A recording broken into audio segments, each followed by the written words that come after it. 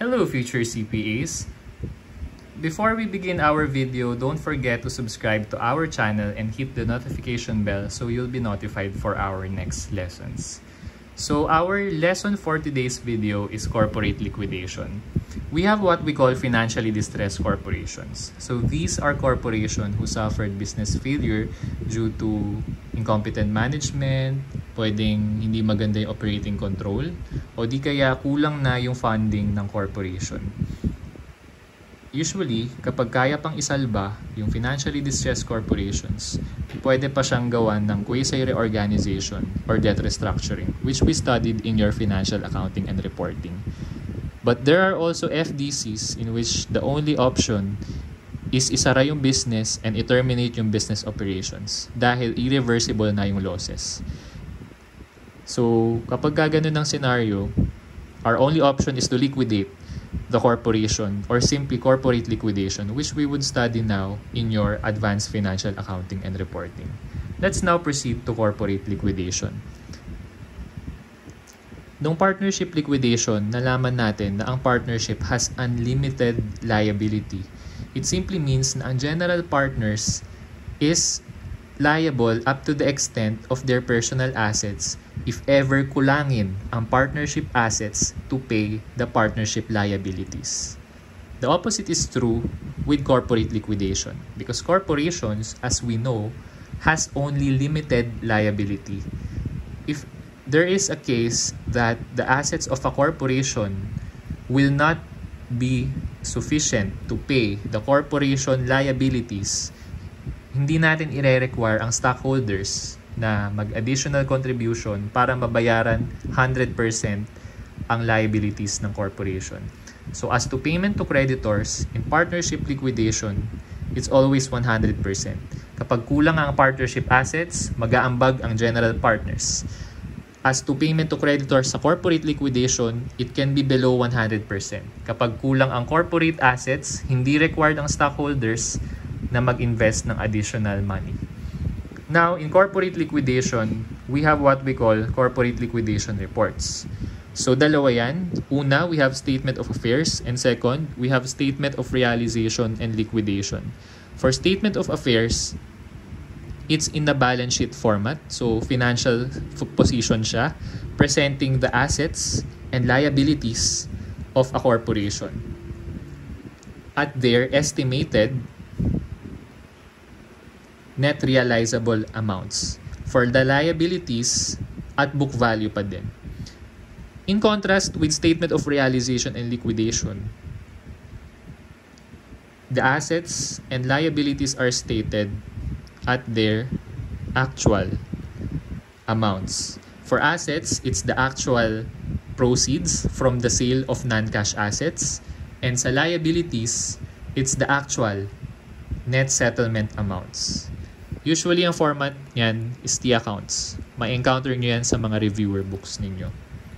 Basically, during your partnership liquidation, napag-aralan din natin na we are selling non-cash assets para mabayaran yung partnership liabilities. The same goes with corporation. We also sell your non-cash assets. Again, sa statement of affairs, ang makikita mong amounts ng non-cash assets is yung estimated proceeds. So, yun yung assumption na kikitain natin pag nabenta yung non-cash assets. While on your statement of realization and liquidation, ang makikita mong amounts ng non-cash assets is yung actual proceeds na. For today's video, we will only focus on statement of affairs. So, let's now proceed to statement of affairs. So, we said a while ago, para siyang statement of financial position. Nakapresent yung assets and yung liabilities. So, we can categorize your assets into 4. Number 1, assets pledged to fully secured creditors and asset pledged to partially secured creditors. Yung pangatlo at pang-apat, actually, hindi naman natin pinipledge sa kanila yung assets. Kaya nga tinawag na unsecured. Kaya broken lines yung ginamit ko. Pero, what we do here is yung mga assets na hindi naka-pledge or walang lien, LIEN, walang lien, ibig sabihin, minamarshal natin yung mga assets na yan sa unsecured creditors with priority and finally, to unsecured creditors without priority. Let's now proceed to your fully secured creditors. For example, ang asset mo is worth 100K. Yung asset mo na 100K, security siya for your liability worth 70,000. For example, ang liab na yan is notes payable. Yung 30K na difference, yan yung tinatawag natin na free portion ng asset. Or let's call it free port. So kung mapapansin nyo, mas malaki yung asset na sumesecure sa liability. So this liability would be considered fully secured. Yung buong 70,000 is secured by the estimated net realizable value of your asset, which is 100K.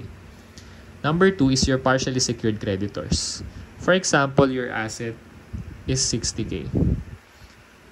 Sinesecure niya yung liability mo worth 100K. Let's say it's a mortgage payable. So, ang difference between the two is negative 40K. Yung negative 40K, it represents the unsecured portion of your liability, or tawagin nating unsport. So, basically, yung asset is na security mo sa liability is mas maliit. Ibig sabihin, yung 100K, sa 100K mo, 60K lang yung may security or basically secured or basically sure tayo na 100% mababayaran. Yung portion naman na 40K ng 100K mo is unsecured. So, hindi tayo sure kung 100% ng mga claims na yan ng mga creditors natin is mababayaran natin. Pangatlo is yung unsecured creditors. Unsecured sila pero with priority. So, we will use the acronym SAT for this. S for salaries. Other term is wages. A for admin fees. Basically, ito yung binabayad natin sa liquidators ng corporation. And letter T for taxes. With priority sila kasi kapag hindi tayo nagbayad ng salary sa employees, we are at risk of violating the labor laws. Kapag di tayo nagbayad ng admin fees sa liquidator, hindi maliliquidate ang corporation. At kapag hindi tayo 100% nagbayad ng taxes, we are at risk of violating NIRC or your tax laws. So lahat to, required tayo by law na 100% yan mabayaran. Kaya with priority. And lastly, unsecured creditors without priority. So, ito yung mga creditors na ang claims nila is walang security. Ibig sabihin, wala tayong pinipledge na kahit ano sa mga liabilities natin to our unsecured creditors kasi without priority. The other way of categorizing your assets when it comes to corporate liquidation is ito. So, first is yung fully pledged assets. Basically, itong 60K, fully pledged yan. Kasi buong asset na 60K, may sinesecure na liability. So, yung fully pledged assets, yan yung naka-pledge sa mga liabilities na may unsecured portion. Next is yung partially pledged assets. Actually, an example of a partially pledged asset is ito. 100K yung asset mo, or sorry, yung asset na pinledge mo sa liability mo worth 70K is 100K. Ibig sabihin, 70K lang yung sinesecure niya sa liability. So, yung 30K, free portion. Kaya, partially pledged lang siya. And lastly, yung lien-free assets. Ito yung assets na hindi talaga natin pinledge sa kahit anong liabilities natin. So, I will present to you 4 steps kung paano natin mapapasimple yung process natin sa corporate liquidation, which we will reveal later. But for now, we will now discuss your formula for corporate liquidation when it comes to statement of affairs. So, formula number 1. We have total free assets. So, yung total free assets mo, ganito yan. Yung total free assets is a composition of purely free assets, or let's say par free, and your free port or free portion ng partially pledged assets mo. So, ang example ng free port is itong 30K natin kanina.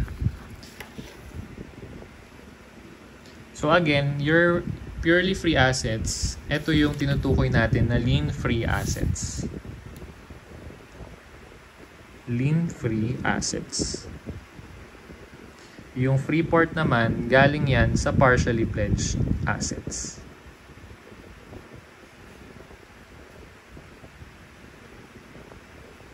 So that accounts for your total free assets or TFA.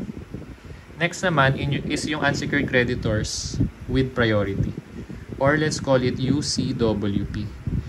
Basically, yung UCWP, ito yon, yung may SAT. TFA minus UCWP, makukuha mo na yung net free assets mo or NFA. Minus unsecured claims, or tawagin nating UNCLA. So, your unsecured claims or UNCLA is composed of liabilities na purely unsecured. So, yung purely unsecured liabilities natin, yan yung liabilities natin sa unsecured creditors without priority. And unsecured portion or unsport. The basic example of unsecured portion of a liability is itong 40K sa example natin kanina. Your purely unsecured liabilities, again, yan yung claims ng mga unsecured creditors natin without priority.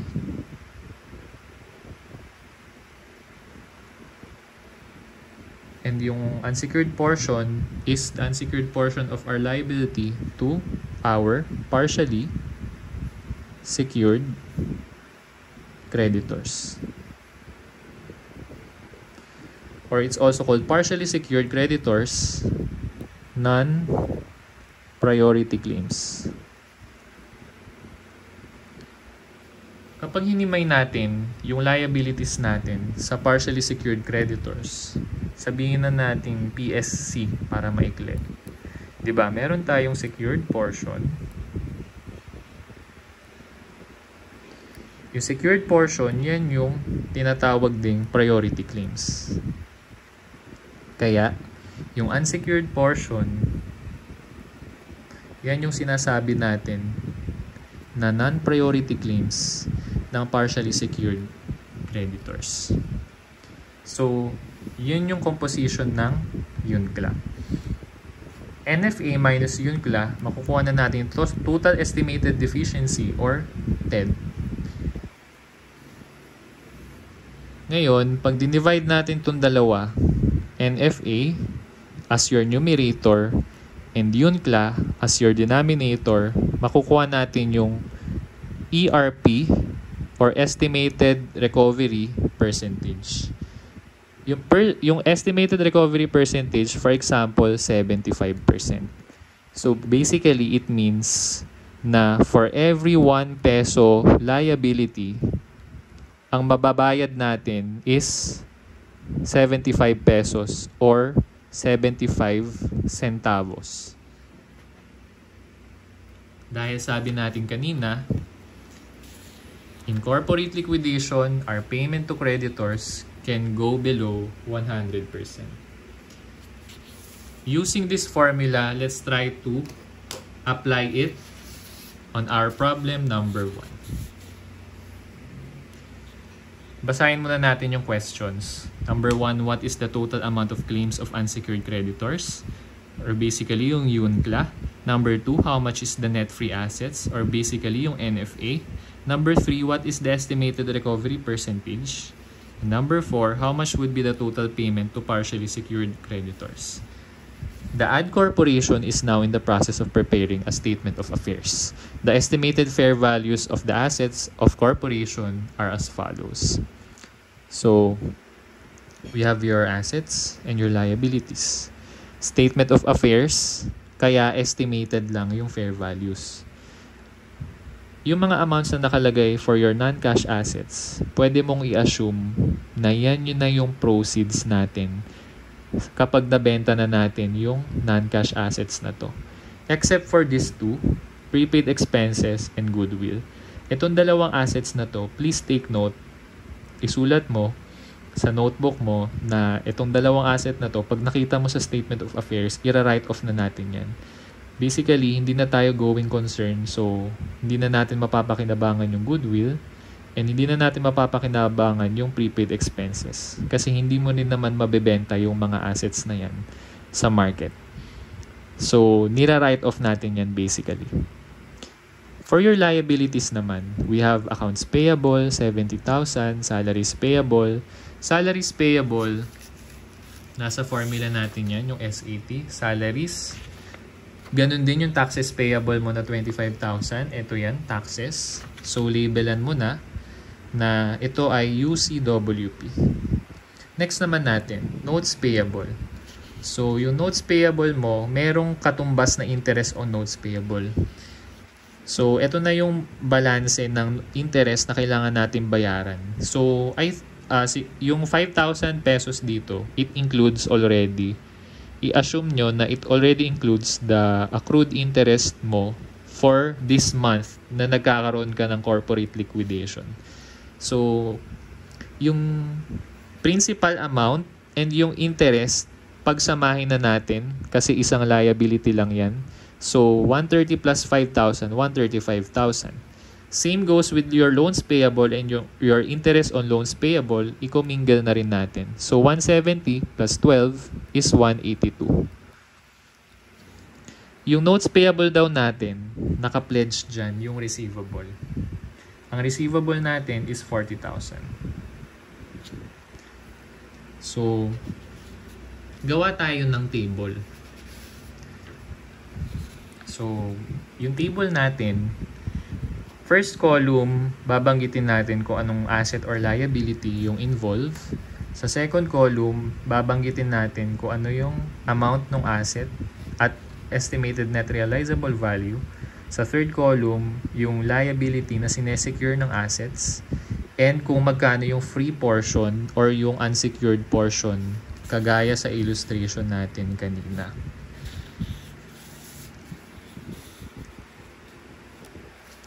Actually, this table, tawagin na nating partial table. Kasi, information to tungkol sa assets na naka-pledge sa mga partially secured creditors. So, game. Notes payable. Your notes payable is 135,000. So, 135,000. Ang sumesecure na asset sa kanya is your receivable worth 40,000. So, 40,000.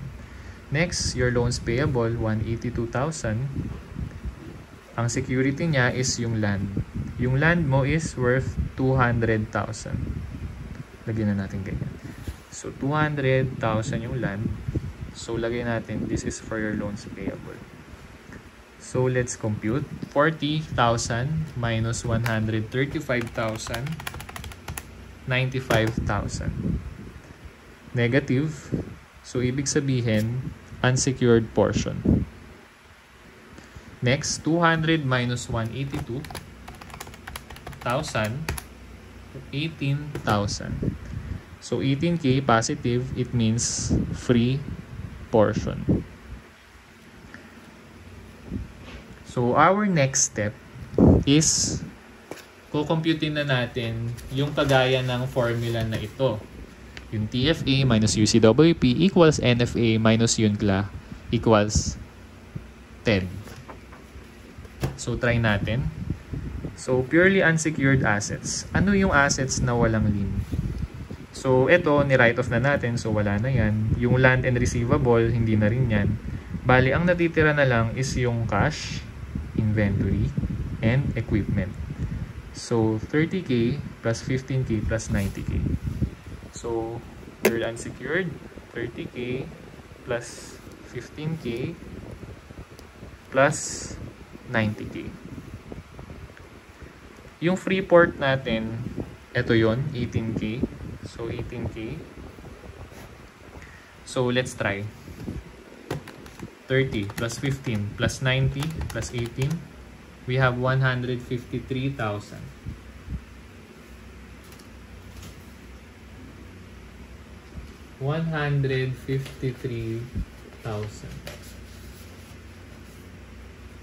So for a while,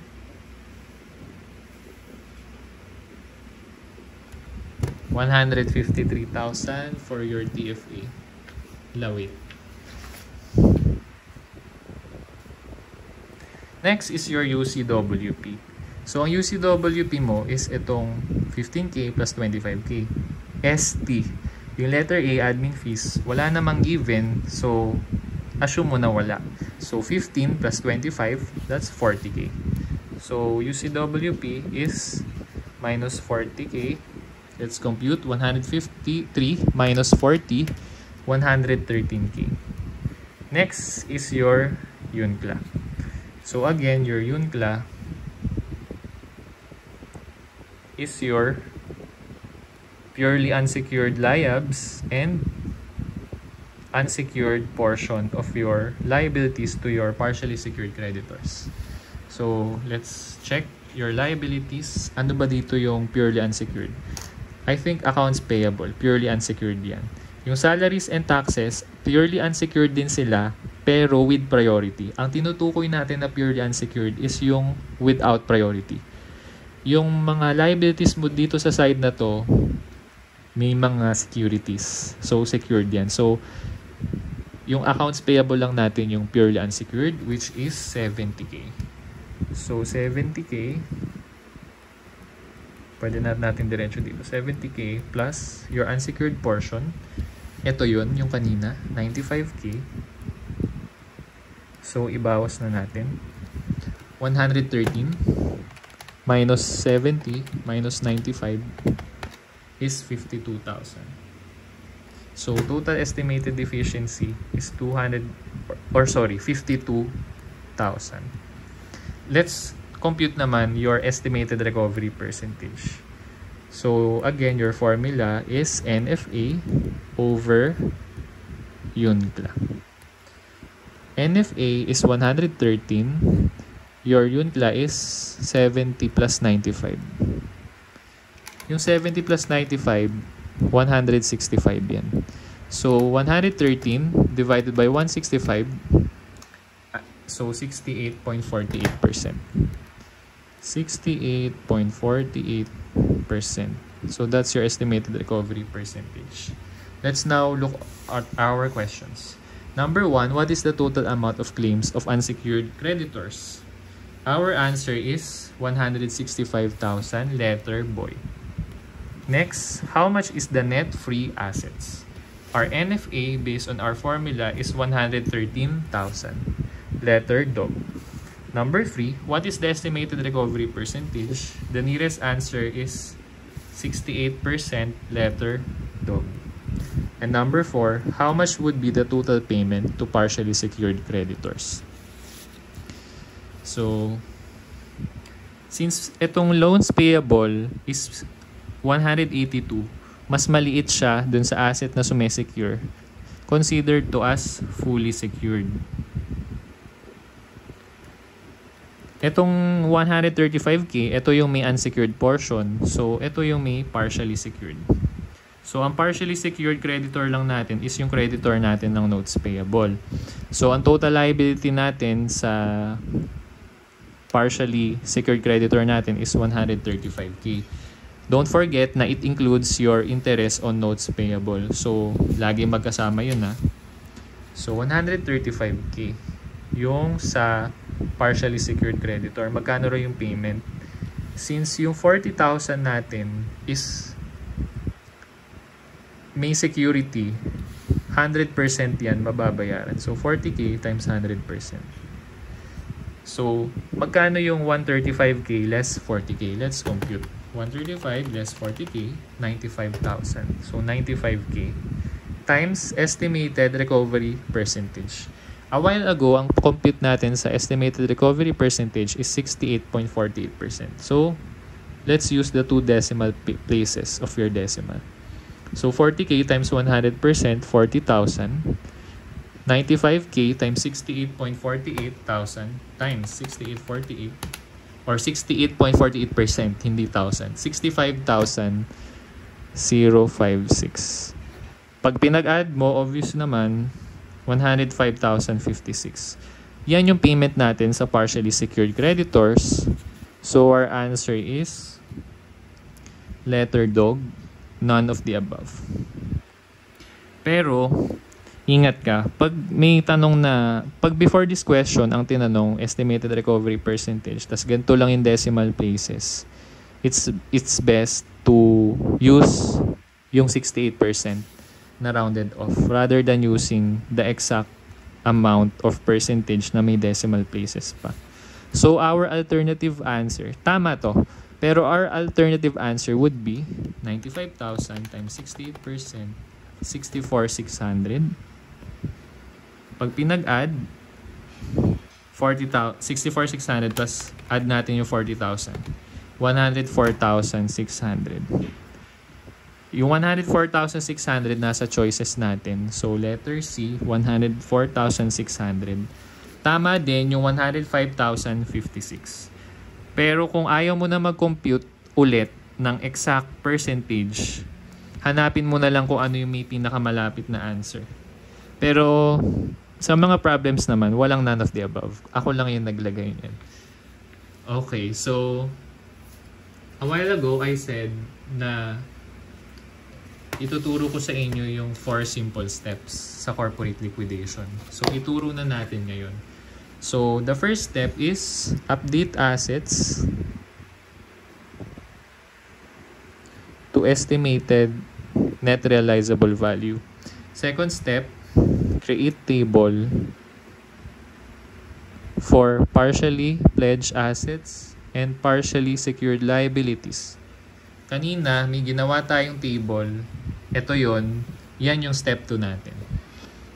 Kanina, hindi natin ginawa yung step 1 kasi sa problem 1 natin, naka-update na agad siya at estimated fair values. So yung step 1 is depende lang sa problem.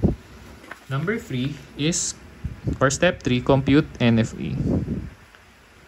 So, may mas intuitive way tayo sa pag-compute ng NFA. Ituturo natin later. And number 4, compute UNCLA. Now, ano ba yung alternative way natin sa pagko-compute ng NFA and UNCLA? So, i-discuss natin on our formula number 2. So, kanina, ito yung formula number 1 natin. TFA, which is purely free assets plus free portion. And yun. So, yun yung TFA. Minus UCWP equals NFA. Minus UNCLA. Yung UNCLA natin, yun yung purely unsecured plus unsecured portion natin ng liability sa PSC. So, NFA minus UNCLA, that's TED. Yan yung formula number 1 natin kanina. Here is an alternative formula. Ngayon, depende kasi yan sa problem kung ano yung mas madaling way ng pagsosolve sa corporate liquidation. So, formula number 2, all assets at NRV minus write-offs. So, yung write-offs natin is yung prepaid expense and yung goodwill minus unsecured creditors with priority minus APFS and APPS. So, yung APFS, yan yung asset pledge to fully secured creditors. And then minus APPS or asset pledge to partially secured creditors. Assets pledge to partially secured creditors.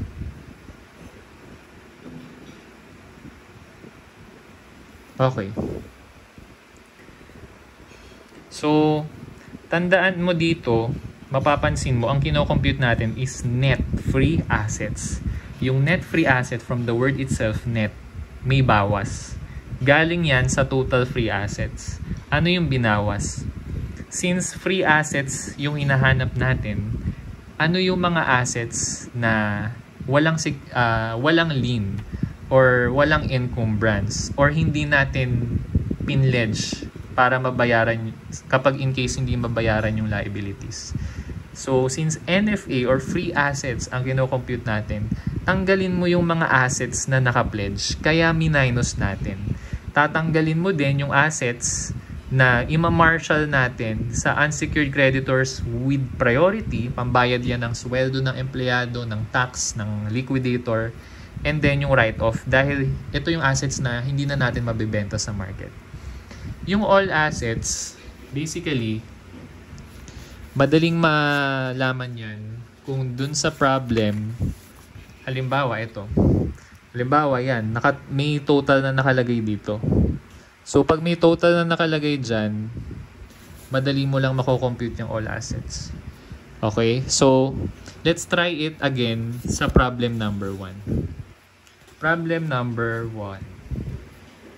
So, magkano kaya lahat ng assets natin? So, i-add lang natin basically lahat yan. So, 30,000 plus 40,000 plus 15,000 plus 200,000 plus 90,000 plus 30,000 plus 40,000, 445,000. So, lagay natin all assets, 445,000. Take note ha, at NRV. Pero kasi dito, estimated fair value na siya. So, yun na yun. Write-off natin itong prepaid expense and goodwill, which is 70,000. Pag pinag-add yan. Your UCWP is 40,000. 15 plus 25. Asset pledge to fully secured creditors. Kanina, meron tayong ito. So, asset pledge to fully secured. Kapag fully secured, ibig sabihin ito yung asset na may free portion. So, kapag tinanong, how much is your asset pledge to fully secured? Is it 200k or 182k? Ang pipiliin mo, whichever is lower. Again, take note, whichever is lower. So, ang asset na naka-pledge sa loans payable is 182k. Pipiliin mo whichever is lower. So, 182,000. Wala na tayong ibang asset na naka-pledge sa ibang creditor na fully secured. So, 182,000 yan. And next is asset pledge to partially secured creditors. Yan yung creditors na ang liability is may unsecured portion. So, yun na yung clue mo. So, how much is the asset pledge to partially secured? Is it 40k or 135k? Again, our rule for this is also the same with our rule sa asset pledge to fully secured. Always choose the amount whichever is lower. So, 40k ang mas mababa, 40,000. Tinatanggal natin ang asset pledge dahil gusto natin malaman magkano yung free assets. Let's compute. 445,000 minus 70,000 minus 40,000 minus 182,000 minus 40,000. Our answer is 113,000. So our net free assets is 113,000. So for your Yunkla, meron din akong ituturo sa inyo na alternative formula. So ang alternative formula natin is all liabs, tapos liabs assume. At dahil ang gusto natin makompute is yung unsecured liabilities, tanggalin mo yung liabs secured. Para ang matira, yung unsecured. And then, yung ma-minus din natin, syempre all liabs. Kasama pa dyan yung liabilities mo sa unsecured creditors with priority. So, tanggalin mo din yung liabs sa unsecured creditors with priority. Makukuha mo na yung Yunkla. So, try natin. Ang liabs natin sa problem number 1 is to, lahat to. So, 70 plus 15 plus 25 plus 130 plus 5 plus 170 plus 12. Try natin. 70 plus 15 plus 25 plus 130 plus 5 plus 170 plus 12. All liabilities, 427,000. So, 427,000. Liabs assumed. Yung liabs assumed natin, yan yung interest on notes payable and interest on loans payable. Pero since ina-assume natin na yung 5,000, it already includes your accrued interest for your month of corporate liquidation dahil wala namang given na additional information dito. Same goes with your interest on loans payable, 0 ang ating liabs assumed. Burahin na natin to para may space tayo to put our amounts. So, plus yan. Minus liabs secured. So, ang liabs secured natin, ano ba yung may mga naka-pledge? So, punta tayo sa partial table natin na ginawa sa step 2. Ito yun. Notes payable, loans payable. Magkano kaya yung secured portion ng notes payable? Kasi di ba ang pinapa-compute sa atin, liabs secured or yung liabilities na may security. Portion ng liabilities na may security. Again, our rule is the lower amount. So, for your notes payable, 40K ang secured. For your loans payable, the whole amount of 182K of loans payable is secured. So, 182 and 40K. Yan yung liabs secured natin. 182K plus 40K. So, sige. 182K plus 40K.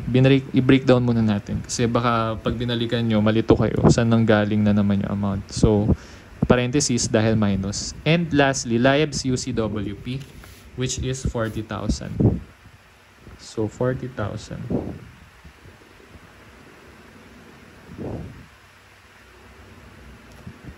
So, let's compute. 427 minus 182 minus 40 minus 40. Our answer is 165 for Unicla. So, our unsecured claims is 165,000. So, yung Unicla, tayo lang yung gumawa ng terminology na yan para magkaroon tayo ng ganyang formula. Unsecured claims is a very broad term. Pero, basically, yung unsecured claims, yan yung claims without security.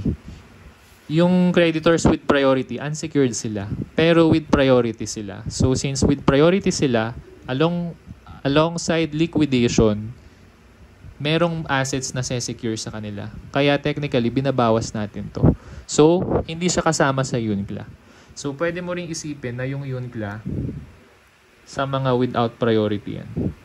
Okay. So, 113 minus 165, finally, our TED is 52,000. So, using this formula, we will only come up with the same answer.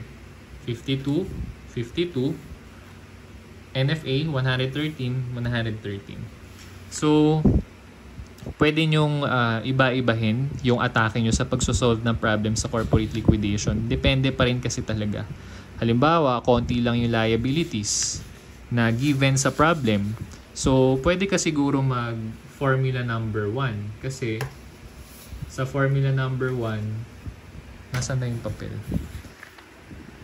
Ito, sa formula number 1, yan lang yung formula. So, ika-categorize mo lang yung assets and liabilities. Magkano yung purely unsecured, purely free, magkano yung unsecured portion, and yung free portion. Pero kung masyado marami liabilities, tapos gusto mo mag-minus-minus, pwede rin naman tong way na to. So, kung saan kayo komportable. So, that's for problem number 1. Let's now proceed to problem number 2. It's a more comprehensive problem. Problem number 2. Question 1, how much are the net free assets? Question number 2, how much is the estimated payment to the notes payable? And question number 3, how much is the estimated total recovery percentage or ERP of the partially secured accounts payable? So let's read the given. The following information are related to the DAC Corporation which is undergoing liquidation. May total. So pwede mong gamitin yung formula 2. Okay. So information lang. Hindi sinabi na ito na yung net realizable value. And since may additional information, i-consider muna natin yan para makuha natin yung estimated realizable value natin. So as we said a while ago, ang step 1 natin, saan na yung papel? Baka dito. Ang step 1 natin is update assets to estimated net realizable value. So, gawin natin sa problem 2 yan dahil may additional information.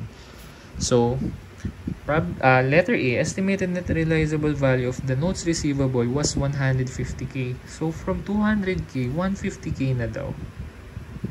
And was pledged to notes payable. So, lagyan natin ng arrow dito. Notes payable, 350K.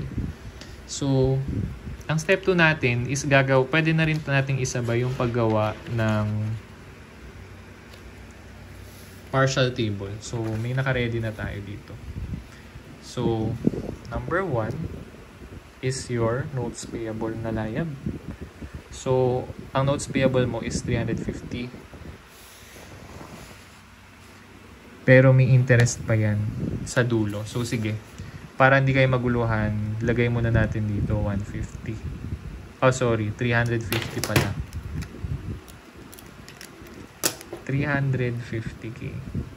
Ang layab na nagsesecure sa notes payable mo is yung notes receivable, which is 150K ang NRV. So, proceed tayo sa next. Letter B, 70% of the book value of the inventories, ang inventory mo is 120K, can be sold at 75,000. So, 75,000 yung net realizable value. And was pledged to 60% of the accounts payable. Basahin muna natin yung next bullet. C, the remaining book value of the inventories have an estimated fair value of 90,000. So sa letter B, 70% ng inventory, ibig sabihin yung remaining dito is 30%.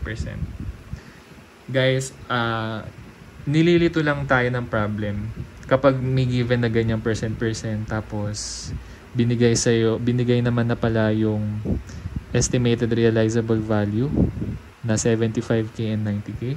Pag pinag-add mo yan na yung NRV ng inventory mo. Basically, hindi relevant sa atin yung 70% and 30%. Ang relevant sa atin kung magkano yung NRV ng inventory. So, 75 plus 90, let's compute. 75,000 plus 90,000, 165,000. So, 165,000 na yung fair value ng inventories natin. Yung 70% ng inventory, naka-pledge siya sa 60% na accounts payable. So, since 75K to, dito na. Inventory and accounts payable. 60% na accounts payable. Lagyan mo na lang ng AP1. So, AP1. Ang asset mo na naka-pledge, 75. So, 75K. Ang layab na sinesecure is 60% na accounts payable. Ang accounts payable natin is 150,000. Pag ganyan, may percent, pwede mong himayin. So, dito tayo. Accounts payable, 150,000. 60% daw ng 150. Yun ang sinesecure ng inventory. So, 150 times 60%. Pag kinalculate mo, 90K yan. So, yun lang yung sinesecure ng inventory. So, 75 minus 90K. Kasi sabi, was pledged to 60% of accounts payable. So, na-consider na rin yung C. Let's now proceed to D. 80% of the remaining unpaid accounts payable were secured by machinery having an estimated fair value of 100,000. Machinery, nasa balance sheet, 150K. Pero ang EFV na daw is 100K. So, 100K. Naka-pledge siya sa 80% ng remaining. Kanina, sinabi sa letter B na 60% of accounts payable. Ibig sabihin, yung remaining na sinasabi dito is 40%. So, 80% of the 40%. So, naguluhan na kayo, di ba? So, di ba, 150K. Yung inventory, naka-pledge sa 90K portion ng AP. So, magkano na lang natira? 60K. Yung 60K, yung 80% daw niyan, yun ang sinesecure ng machinery. So, 60K times 80%, 48,000. So, 48,000. So, number 3, AP2 and machinery. Machinery mo, 100K. Lagay mo dito, 100K. Liability mo, 48K. Lagay mo dito, 48K. So, okay tayo sa letter D. Letter E, liquidation and administration expenses were estimated in the amount of 10,000. Okay, so UCWP. So, plot mo na agad, SAT. Bale, ang admin fees mo daw is 10,000. Next, income tax payable, F. F, income tax payable had been accrued in the amount of 2,500. Dagdag natin dito. G, interest on notes receivable. Oh, yung notes receivable, merong interest. So, interest receivable yan. Or IR. Asset acquired. So, yung notes receivable natin na 150K dito, 5,000, may madadagdag na 5,000. So, from 150K, magiging 155K. So, 150K plus 5K. Sa notes payable, merong madadagdag na 10K. So, dito sa notes payable, sa liab side, ang notes payable natin, 350K. Kaya 350K yan. May nadagdag na interest na 10,000 respectively daw eh. So 360K na yan. Okay, so 155 na yung ating notes receivable kasama yung interest. So that's the last information. Now let's compute number 1, how much are the net free assets? So, magko-compute tayo. Salaries, wala namang given na info. Your UCWP is 12,500. So, i-finalize na natin yung mga information na nakuha natin. So, ito. Notes payable, 150K. 150K yung notes receivable. Pero this time, nadagdagan ng interest. So, mag-plus ka din ng 5K. So, 155K plus minus 360K pala. Minus pala. 155 minus 360, negative 205K. At dahil negative, unsecured portion. Next, 75K minus 90K. 75 minus 90 is 15K, negative, so unsecured portion. And lastly, 100K minus 48K, obviously, 52K. Lagyan ko lang 52K, positive, so free portion siya. Dito sa accounts payable mo, secured yung 90K and 48K. So, secured portion yan. Secured portion din to. So, 150 minus 90 minus 48. 90 minus 48. 12K. So, yung 12K mo, unsecured portion. So, let's try to solve how much daw yung net free assets. So, total free assets muna tayo. So, total free assets mo, 593,000. So, 593,000. Minus write-off. Ang i-write-off mo is yung prepaid expense na 115. So, minus 115K. Ano pa i-minus natin? Minus UCWP. Ang UCWP natin is 12.5K. Minus 12.5K. Ano pang i-minus? Asset pledge to fully secured creditors. And minus asset pledge to partially secured creditors. Ito yung amount ng assets na naka-pledge sa mga creditors, whether partially secured or fully secured. Ngayon, ang rule natin, pipiliin mo yung lower amount. So, 155 versus 360, 155.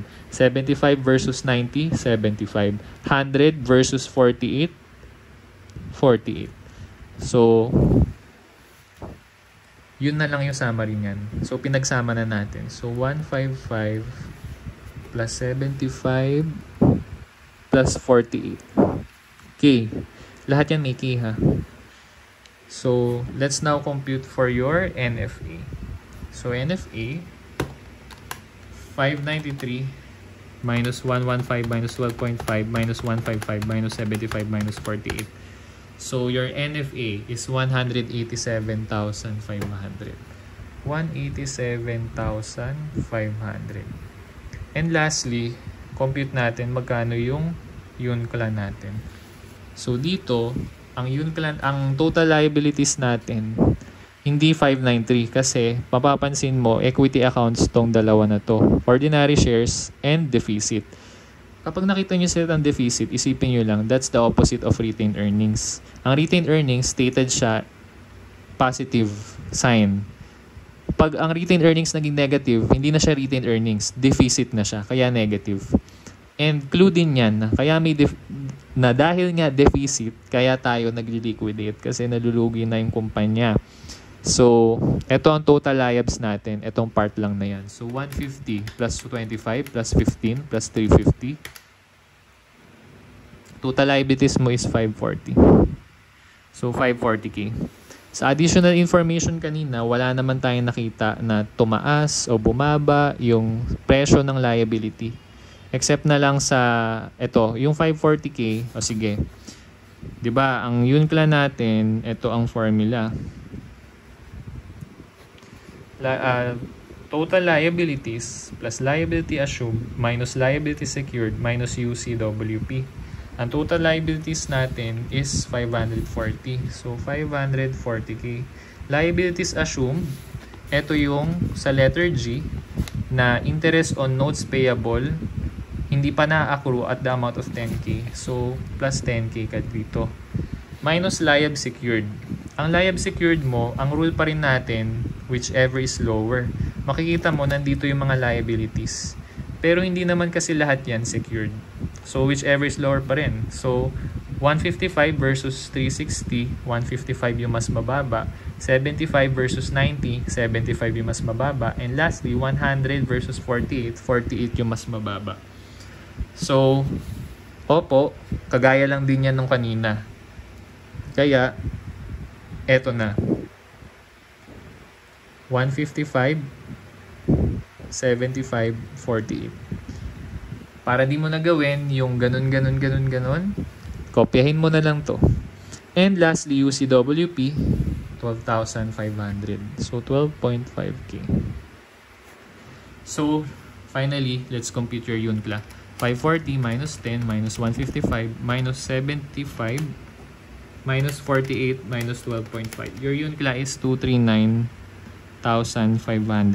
So, ito ilalagay mo dito. Ay, sorry. Dito pala. Oops. 239,500. Let's now compute your total estimated deficiency. 187,500 minus 239,500, negative 52,000. Let's now compute your estimated recovery percentage.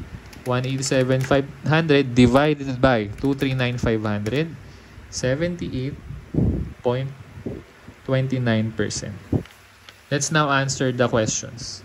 Number 1, how much is the net free assets? Our answer is 187,500. 187,000. Ay, teka lang. Yung 155, nandito na ha. Yung 155, clarification lang. Diba yung 155, yung 150 dyan, yun yung principal amount ng notes receivable na sinabi sa information A na ang estimated net realizable value na lang is 150K. Inad natin dyan yung 5K, which is yung interest receivable natin na, or accrued interest na 5,000. Accrued interest income. Basically, it's asset acquired. So, yung 593K dyan, yung 5K na accrued interest natin, ni-reflect na natin dito ha, sa asset pledged to fully secured at saka asset pledged to partially secured. Okay, so again, how much is the free assets? 187,500. Wala pong correction. Number 2, how much is the estimated payment to the notes payable? Okay, so notes payable.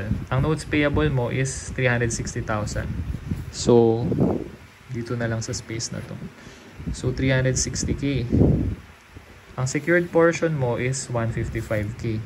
Sinesecure ng notes receivable. So, 360 minus 155, ang unsecured portion is 205K. Yung 205K, ito times natin sa estimated recovery percentage na 78%. Round off na lang natin. So, 78%. So, 205 times 78 plus 155, our payment to creditor sa notes payable is 314,900. So, 314,900. And lastly, number 3, how much is the estimated total recovery percentage of the partially secured accounts payable? Okay, so yung accounts payable daw. Yung accounts payable natin, hinimay-himay yan kanina. 150K yan. So, magkano raw yung estimated recovery percentage? Dito na natin i-compute mismo. So, ang accounts payable mo is 150K. Accounts payable. Yung secured portion mo is 90K and 48. So, 90,000 plus 48,000, 138,000. Ibig sabihin, yung unsecured portion is 12,000. Yung unsecured portion, yun yung ita-times mo lagi sa estimated recovery percentage. Our ERP is 78%, so times 78%. So 12,000 times 78% is 9,360. I-add natin sa 138,000. So 138,000 plus 9,360 is 147,360. 147,360 is our payment sa accounts payable creditor. Pero ang hinahanap, estimated recovery percentage. So, i-divide mo sa 150K. Magkano yun? 147,360 divided by 150K. 98.24%. So, 98.24%. Yan yung ating ERP sa accounts payable. So, pwedeng hindi lang yung ERP ng overall ang ipapakompute sa'yo. Ito yon. Pwedeng hindi lang yan ang ipapakompute ng ERP. Pwedeng ipakompute sa'yo yung ERP ng partially secured liability mo. Halimbawa, kanina yung notes payable or yung accounts payable. Or pwedeng lahat ng liabilities na partially secured ipakompute sa'yo. So, i-combine mo pa yung notes payable and accounts payable. So, that concludes our discussion for statement affairs portion of your corporate liquidation. Don't forget to subscribe to my YouTube channel. I'll see you on our next video next week, which is statement of realization and liquidation naman. So, goodbye!